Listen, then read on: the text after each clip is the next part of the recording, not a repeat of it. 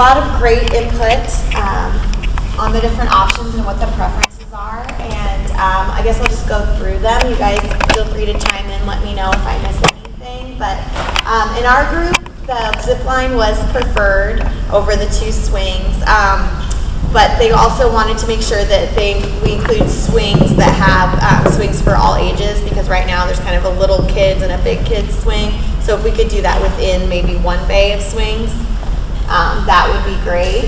Love the climbing wall option with the slide, and again, we were talking about how it's not necessarily going to be a very vertical wall, it'll follow the grade of the slide, so it would be something that littler kids could use too.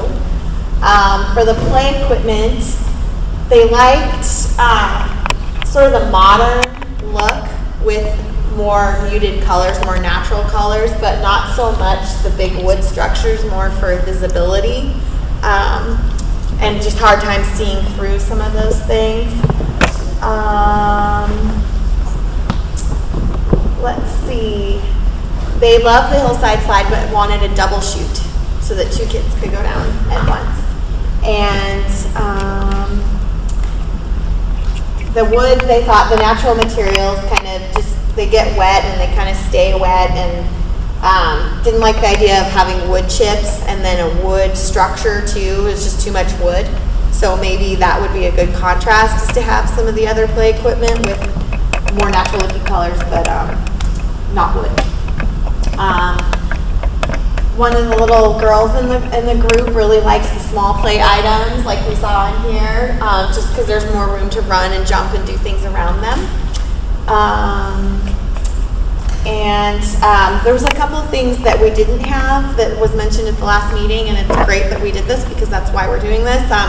The talk about the merry-go-round and, you know, the existing merry-go-round, and maybe we can't use that again, but maybe we could still have something that kind of spins and does that. And then also doing some spinner bowls, that was mentioned at the last meeting, so doing some of those.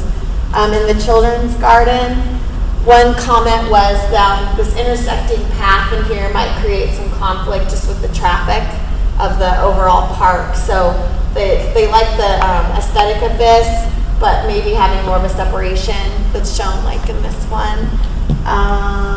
And then they also liked just the textures and things like that going through your trike or your bike with the different textures.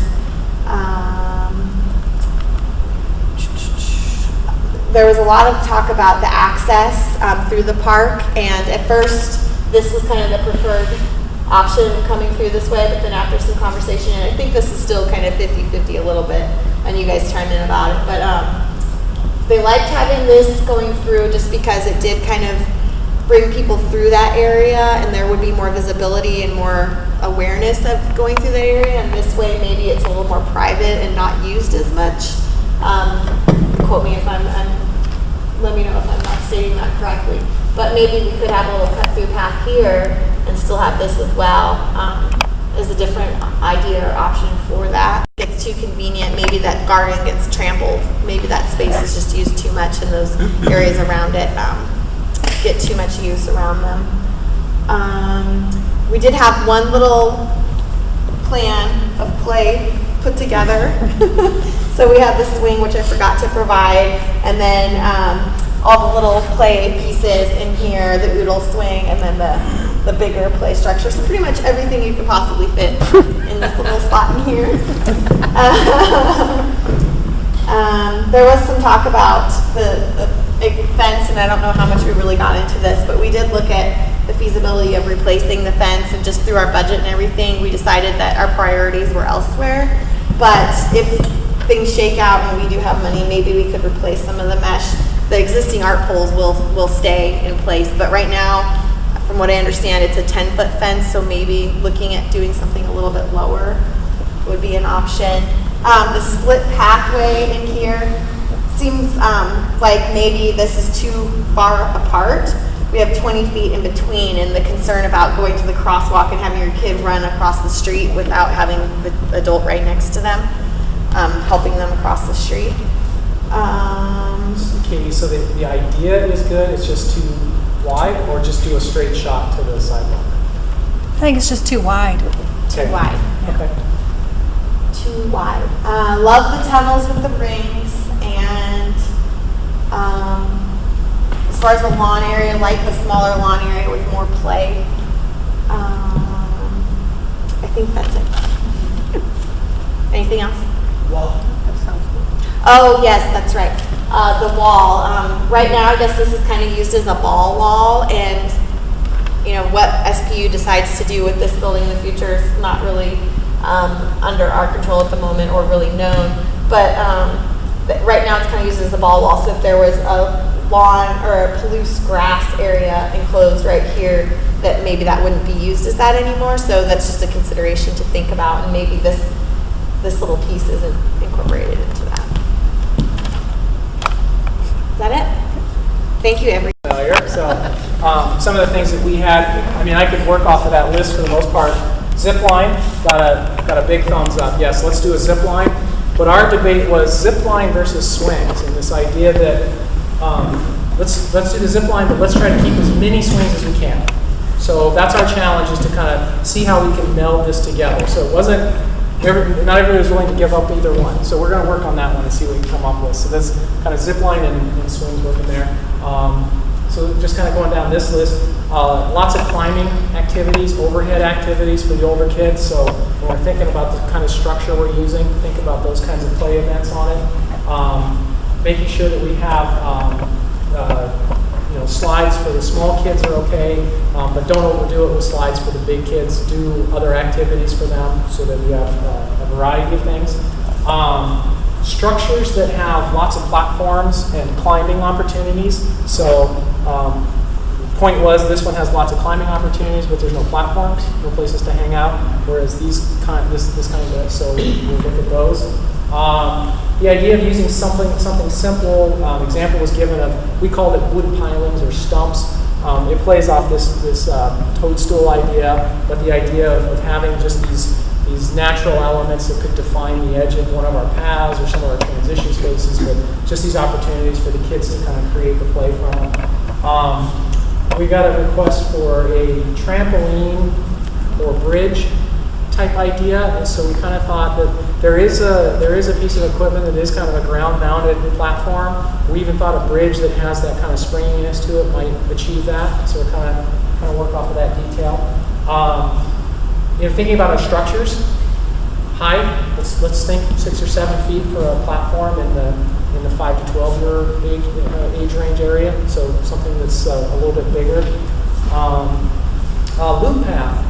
So there was a preference for maybe option 2 over 1, but the loop path being long on option 1. So the idea is it's still there, it's not as continuous, so maybe working a little bit of that continuous loop into option 2. But don't forget the textured surfaces, that when we've got all these fun surfaces to go across, make sure we incorporate them into a long loop path. So. Dry stream was recalled that was something we talked a little bit about from the last one. We even talked about real water again, collecting the stormwater type things. We don't have a lot of collection area right in this part of the park, but the idea of having a dry stream concept, maybe even kind of what's starting to be shown in this scheme, so kind of using those natural features that way. The next two kind of go together, but just this idea of creating just a geocache niche somewhere in here, and that's easy in the rocks somewhere, or somehow we can incorporate that. But it went a little bit further to more the whole park, and this idea of having, I call them survey points, but the idea of being able to locate yourself using a found marker in the park. And we even said, what about those markers at the 4 corners of the reservoir, having some sort of a monument at those so that somebody could actually orient themselves by using those. So, we already talked about maximum swings. This got a star because of the idea of maybe some of the natural material with it, and even this feature where it's kind of like climbing a tree with the pole with the rungs on it was preferred.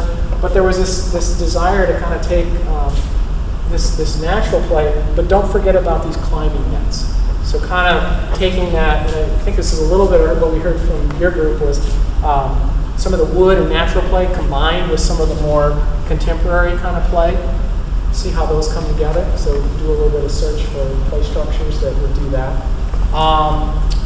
There was a preference for the bypass, so leaving the garden space as a destination rather than a pass-through at the pergola, but incorporating that path in there.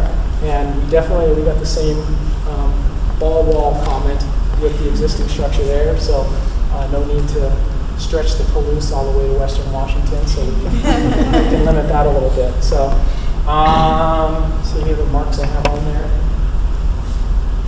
What do you think? Anything else that you can think of, Ruth? Okay, there we go. Summary for 2.